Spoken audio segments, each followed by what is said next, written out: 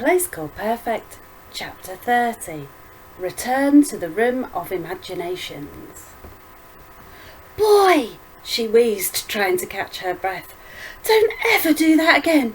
I thought you were another watcher." "What do you mean, another?" "We met one on the street. That's why it took us so long to get here," she explained. "I don't think he suspected anything. I said we were lost and he seemed to believe me. But No Man's Land is so quiet tonight. Did you notice? The watcher said that no one is allowed to leave their homes." "Really?" Boy sounded surprised. "Did he say why?" "No." Violet shook her head. "Do you think they're on to us?" "I don't know," Boy replied. "Maybe they're just looking for you. They'll know you're missing." "Great!" Violet pulled the shawl tighter around her head. "That makes me feel much better." "Come on, we can't wait around here any longer. If the watcher was suspicious, he might come looking," Boy said. He turned and raced back to his group. One by one, the 4 groups slipped into the ghost estate. Violet's were at the back once more. "You have to be really brave and quiet in here," she warned the orphans. "There are watchers sleeping in some of these houses, so we can't make a sound." The orphans nodded, each looking a little nervous. Violet had already heard them whispering to each other about the ghosts. "It's not haunted," she said, reassuring herself as much as the orphans. "Remember, anything you feel or think is just in your head. It's your imagination. There's no such thing as ghosts." Everyone nodded again, and Violet turned towards the estate. "Okay," she whispered. "Let's go." The other groups had disappeared into the distance as they walked in through the cement pillars under the picture of the happy family. As they passed the house where Violet had seen her dad, she fought the urge to break from the plan and save him.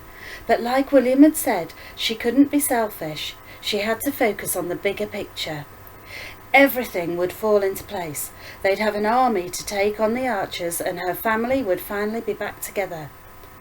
The estate was quiet, and her group kept to the centre of the tarmac road that ran round the green.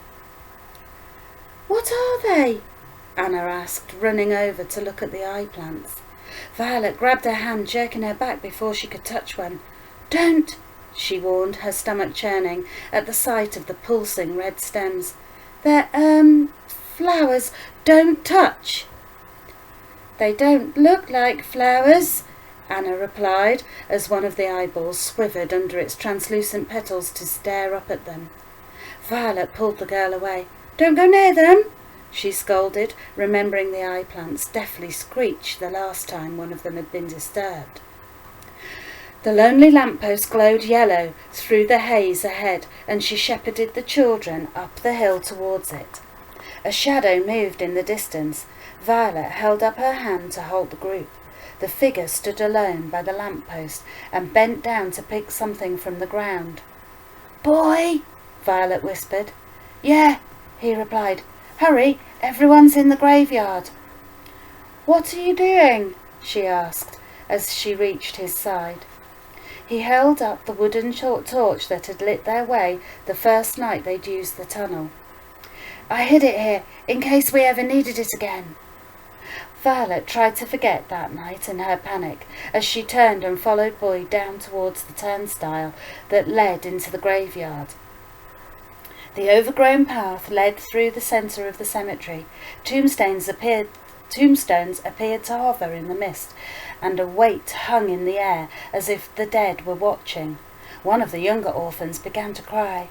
"Shh! Fight back your tears," Violet whispered, ignoring the goose pimples that crept up her own arms. "They aren't real." The orphans gasped as they witnessed Boy disappear down into the ground ahead of them. The tunnel was hidden in the grass by the back wall. "We're going down there?" one of them shivered. "It looks like Boy's getting into a grave." "You'll be fine," Violet soothed, but the same thought haunted her as she climbed down after Boy. "It's an adventure, remember?" Anna said. The tunnel was deathly quiet. It took a moment for Violet's eyes to adjust to the blackness before small outlines appeared huddled in front of her. All the orphans were back together. After a quick break, they moved off under Boy's instructions towards the Archer's storeroom. The air was musty and thick with damp, making each new breath a struggle. "I'm frightened," a small boy whispered, grabbing Violet's hand. She smiled and squeezed his palm just like her mum would have done when she was scared. Now she had to be the adult.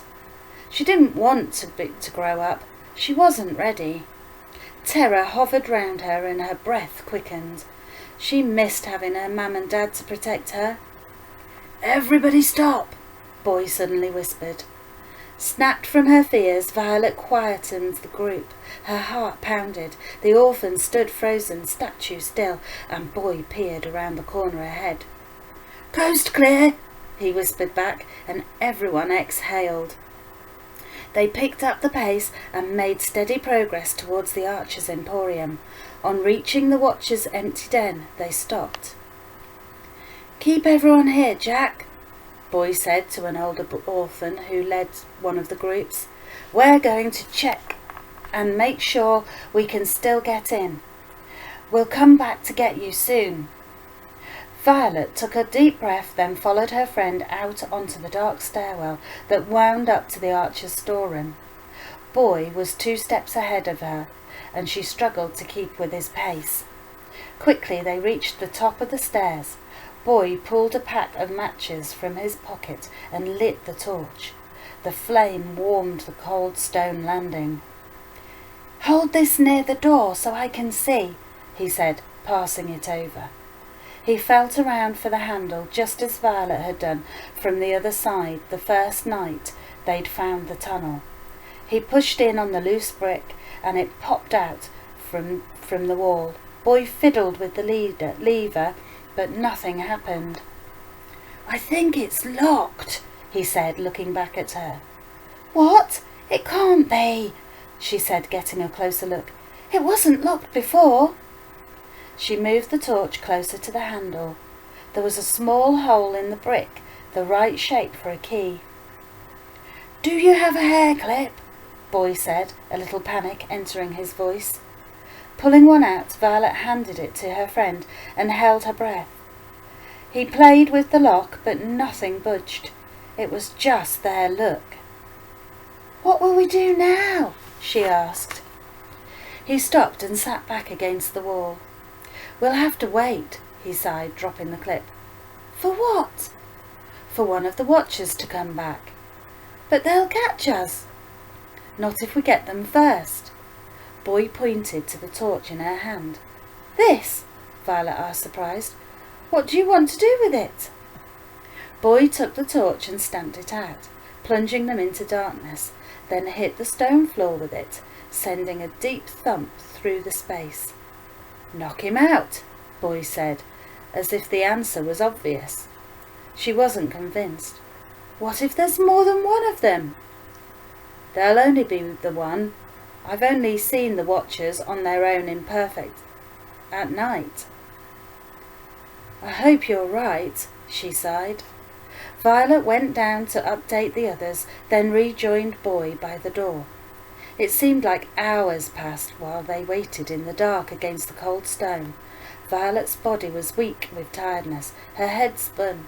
She would have slept if her mind had let her. Suddenly keys jangled from behind the door. Violet's nerves sparked and she scrambled up from the floor. "Blasted lock!" someone snarled. Boy moved swiftly to the other side of the door and positioned himself with the torch held high, ready to pounce. The handle turned and slowly the door swung open. Ghostly light filtered in from the jars in the storeroom, revealing Bungalow, bent double, fiddling with the keys. He didn't see Boy swing for his head. There was a loud clunk, a howl of pain, and the Watcher fell to the floor unconscious. "Oi, you mangy, wriggling, dirty maggot!" The fiery-haired fists roared as he rushed through the door and grabbed Boy, who dropped the torch in the scuffle. Violet froze. Thankfully, Fists hadn't seen her as she hid behind the door. "I knew we'd catch you some day, you ugly orphan. No wonder your parents didn't want you. I'm going to rip you to shreds." Boy kicked his captor in the shin. He tried to run, but Fists grabbed him, thumping him harder against the wall. Her friend collapsed, and Violet watched in horror as the Watcher threw Boy's small, limp body over his massive shoulder. Violet picked up the torch that had settled by her feet. Boy was blocking her target. If she swung the baton now, she'd hit him instead of Fists. Fists disappeared down the stairwell, forgetting the keys that hung in the lock above Bungalow's head. Violet grabbed them and quickly slipped down the stairs after him, just catching sight of Fist's large frame entering the den. She waited with bated breath, sure he'd see the orphans now. There wasn't a sound from below. She peered round the door into the den. The room looked empty. Fists strode across the space and flung Boy's body down onto the stone floor, banging his head. Violet winced. Her mind on Boy, she snuck into the room and didn't notice the Watcher turn. Fists stared straight at her. Veins on the side of his forehead pulsed. He released an almighty roar and surged for Violet. She couldn't move. Her arms and legs were paralyzed. Suddenly, what seemed like hundreds of small bodies streamed into the room from the far tunnel and wrapped themselves around Fist's ankles. He kicked in fury, but the orphans held tight. Everyone was pointing and shouting at Violet. In a daze, she couldn't grasp what they were saying. What was it they wanted? Her hand. They were pointing at her hand. "The torch, Violet! The torch!" Of course, the torch. In her panic, she'd forgotten she was carrying it. Violet sprung to life. She tightened her grip and steadied the baton in her hand. Then, with an enormous rush of energy, she screamed and raced towards Fists. The Watcher moved quickly, his pace slowed only a little by the orphans. Lifting the torch, Violet slammed the solid wood down with all her force on his flame-red hair. Fists groaned loudly, wobbled, then crashed to the floor. "You saved us! You saved us!" the orphans cried, hugging her as if she'd just scored a winning goal. Violet's whole body shook, like electricity was filling her veins, and she let the torch slip from her grasp. "We saved each other," she answered weakly. Ignoring the celebrations, she rushed to Boy. He was still unconscious but breathing. "Help!" she cried. "Someone help me!" Gently they lifted Boy onto one of the Watcher's hammocks. When Violet was sure he was okay, she cocooned him in a blanket in case the Watchers returned. Then she addressed the group, who were now a little calmer. "Help me dismantle a hammock," she said, pointing to one of the beds suspended from the ceiling. "We'll use the rope to tie up the Watchers." 2 boys took the hammock apart as Violet and some of the others dragged Fists into the corner of the den. Then they got the rope and bound his hands and feet, covering him finally in a thick brown stinking blanket that had been resting on one of the beds. "We still have a job to do," she said. "Follow me and bring another rope and blanket." Quickly and quietly she ushered everyone up the steps. Bungalow was still unconscious on the landing in the open doorway. The orphans made a quick work of tying him up. Then they heaved him into Archer's storeroom, cleared a space under one of the bottom shelves and rolled him into place, covering him with the blanket. It was only then that they stood back and stared around the room. "What are those?" Jack pointed to the jars of colour that cast the space in a ghostly light. "They're what Boy was telling you about. They're the imaginations," Violet replied, loud enough for everyone to hear. "We have to take one each. Be really careful. We absolutely can't break any. There are names on the tops of the jars, so try and find a family member or a friend if you can. Make sure it doesn't look like any jars are missing when we leave. We don't want the Archers to suspect a thing." The orphans stood back at first, then Jack stepped forward and walked the length of the storeroom, carefully inspecting the lids. He finally stopped, pulled a jar from the shelf and held it aloft. "It's my Dad's," he said to the group. Immediately the others began scouring the shelves for their loved ones.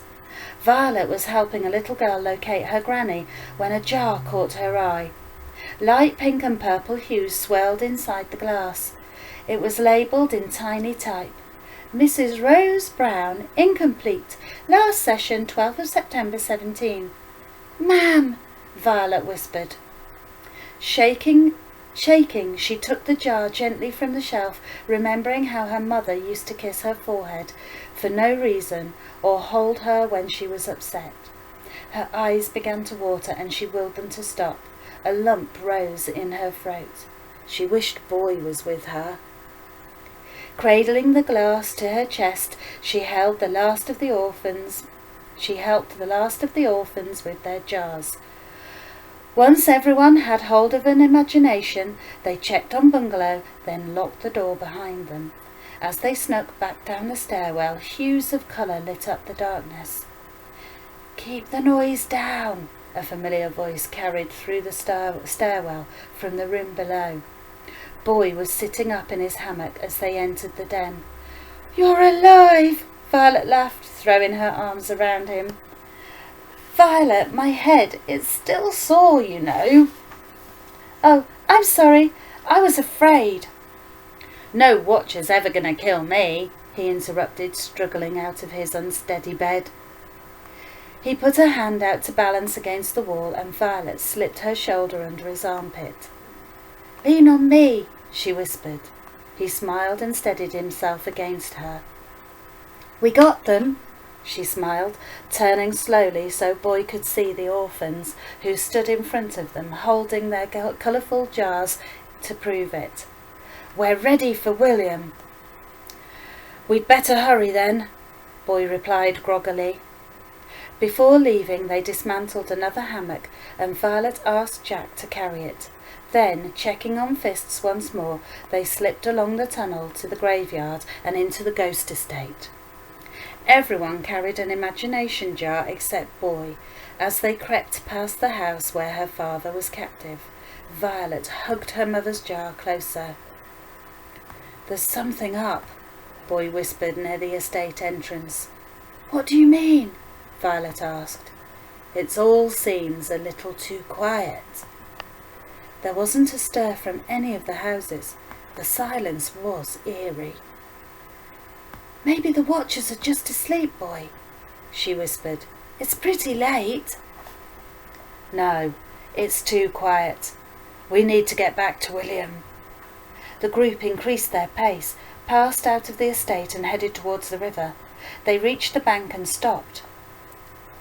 "I can't bring my jar and me," Anna said, pulling on Violet's sleeve. "I need my 2 hands to cross the bridge." "It's okay," Violet said, pointing to the hammock Jack was carrying. "That's why we brought that." Unfolding it, Jack got everyone to place their jars inside. Then, with the help of some of the older orphans, he gathered the hammock back in carefully, like a net, and tied it at the top, making sure that there was a long piece of rope free at the end. Together they carried the precious package down to the river's edge. Then Boy, still a little wobbly, climbed across the wire footbridge and slid down to the riverbank on the far side. "Throw the rope over," he said, wading into the river. Grabbing a piece of loose rope, Jack flung it across to Boy. The first time it didn't reach. He tried again, and Boy almost lost his balance and fell into the running water. The third time it worked perfectly, and Boy caught the rope and pulled the hammock full of jars across the water to the other bank. Then Jack crossed the footbridge and ran down to help Boy haul out the package. Violet was the last to cross the river into no man's land, and Boy greeted her on the other side. "That was clever," he said. I know, I'm a genius, she joked, picking out her mother's imagination jar. I think we can do this. A dark mood had settled over No Man's Land. Curtains twitched behind dirty windows as they hurried by. The streets were eerily empty now. The ban on going outside was in place, and not a soul walked the town. Their excitement waned, and a quiet fell over the group as they made their way to the market yard. A figure stood alone, shadowed by the branches of the rag tree as they approached. "Boy! Violet! You made it!" William sounded relieved. "What's happened?" Boy asked. "Not here," he whispered, before marching quickly across Market Yard into the laneway on the far side. Violet's heart was pounding as she followed. William stopped in a low doorway and ushered them all inside. "Quick and quiet," he whispered. Violet was the last of the group to enter, and William hurried in behind her, peering round to check the street before shutting the door.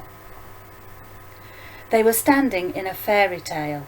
Miniature wooden dolls, trucks and animals dotted the floor, while tiny flying machines, hot air balloons, broom-riding witches and winged fairies hung from hooks in the beamed ceiling. "Where are we?" she whispered. "Merrill's toy shop," one of the orphans smiled. "It's the best place in No Man's Land." "What's happened?" Boy asked again, his voice urgent. William glanced over at Merrill, who was sitting on a wooden stool by his tool-strewn workbench. Neither spoke. "Please, tell us what's going on," Violet insisted. Merrill drew in a breath. "The Archers know there's something up," he stated, avoiding her eyes. "One of the No Man's Landers told the Watchers there's plans for a rebellion. They've shut down No Man's Land. No one is allowed out of their homes." "We know about the ban," Violet replied. "It's not just a ban," Merrill continued. "They've moved a lot of the Watchers into Perfect, and they're patrolling the streets on both sides of the wall." "But why would a No Man's Lander tell on us?" Violet cried. "They're afraid," William replied. "Fear does funny things to folk." "But we have the imaginations. Everything's ready." "I know, Violet," William replied, "but we don't stand a chance now. We need to get into Perfect to give people back their imaginations. It was a hard task before, but now it's impossible. Just being out of our homes like this is putting us in terrible danger." "But it was never about changing everyone in Perfect," Boy pleaded. "We can still creep in and change one or two people and bring them back here. The No Man's Landers will see their families can be reunited. They'll be convinced our plan can work and join us." "Yes, but we can't leave our homes, Boy," William snapped. "The Watchers have been here twice already. What we're doing now is highly dangerous, and even if we could manage to sneak into Perfect, we'd be seen going from house to house. There are Watchers on patrol now at all times, day and night." "Do the Archers know the whole plan?" Violet asked. "Do they know about the imaginations?" "No," Merrill replied. "As far as my sources are aware, the Archers think the No Man's Landers are preparing to revolt, that they're going to try and storm Perfect. They've no idea about the Reimaginator or the tea." "That's a good thing then," Violet said. "At least we still have a chance." "A chance?" William laughed. "We haven't a chance in hell, Violet." Merrill walked away, defeated, as William sat down on an undersized stool.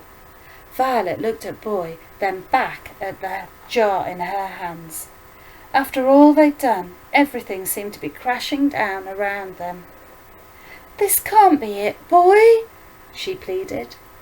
He didn't respond, and for the first time looked a little lost. She slumped down to the floor while her mother's imagination floated oblivious in the jar by her feet, casting a beautiful glow over her mucky shoes. She'd never see her mum again. Rose would probably start a new family, a perfect one with Violet wiped from her memory, and her dad, she'd probably seen the last of him too. She'd be just like Boy, William, Macula and Iris, all alone. Iris! Suddenly she sat upright. But we don't need to go to every house in Perfect to change people. We just need to go to one house and get the perfectionists to come to us. Then we can give them back their imaginations. Yes, Violet, Merrill said, but we can't leave my house, let alone get into Perfect, without the Watchers seeing us. But William, your mother Iris lives just over the wall at the bottom of Archers Avenue. I've hardly ever seen anyone down there, Violet said. That's true, Boy added, his face a little brighter. That end of Archers Avenue is always empty. I think the perfectionists are afraid of Iris. They never go near her house.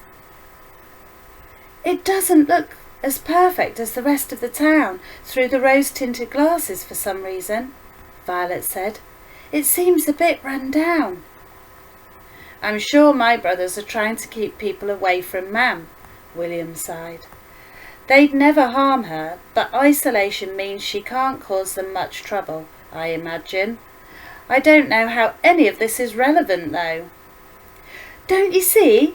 It'd be easy to get her without anyone noticing, Violet continued, looking straight at William. Leave Iris out of this, Violet, he replied sharply. But I know she'll help. I met her, and she's not like the others in Perfect. She's different. She's like one of us, just living in there. Violet's right, Boy said enthusiastically. She's taken me in sometimes when the Watchers were chasing me. She can see us. No, William snapped. I won't have it. I can't put her in danger. As William walked away, Anna stood up from the sea of dismayed orphans huddled on Merrill's floor. She was holding her jar of yellowish gas aloft. If you're going to your old house, Mr. Archer, can I come too? She said nervously. My house is on your street, and I want to give this to Mammy. Boy said if she gets her imagination back, she'll remember me again. William hesitated. Please, William, Violet begged. 20 orphans, you two, myself and Merrill, and the Reimaginator. We're not exactly a discreet bunch.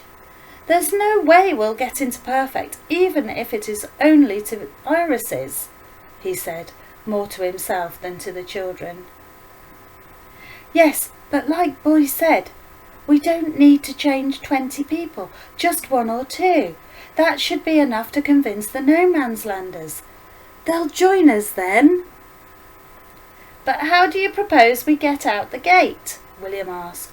We don't, Violet smiled. A proper No Man's Lander never uses the gate anyway. Isn't that right, Boy? Yeah, Boy smiled back. There's a blind spot on the wall just by Iris's house. And what about getting through the streets here, Violet? Merrill asked. We can't leave our houses for fear a Watcher will come round the bend and catch us. You said the Watchers are expecting a rebellion in No Man's Land, Merrill, Boy interrupted, looking straight at him. Yes, Merrill nodded. Well, wasn't that part of our plan anyway? We'll just have to give it to them a little earlier than expected. And that's the end of chapter 30.